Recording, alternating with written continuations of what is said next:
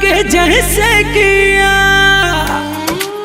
बोला कहने को, अरे बोला तेरा भातार प्यार कैसे किया, मर्द की मौगा के जैसे किया।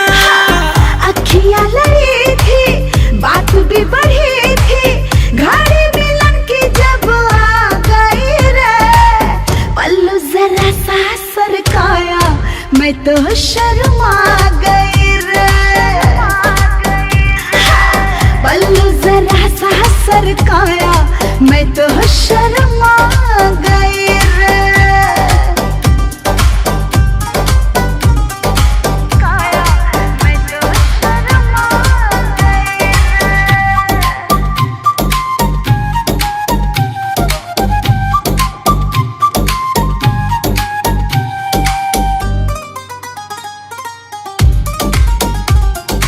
बातें तो मन में कई चल रही थी, मैं चुप थी नहीं थी कि ससुरा गई थी।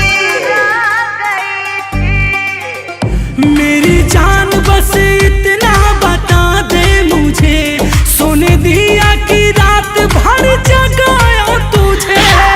पास में आया, बत्ती बुझाया, मैं तो घबरा गई रे, सर का जरा सा जो पल्लू, मैं तो शर्मा गई रे,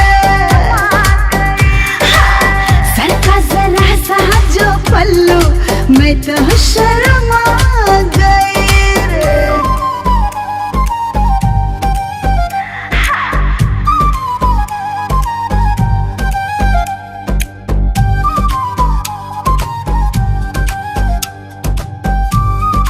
मैं तो शर्मा गई रे।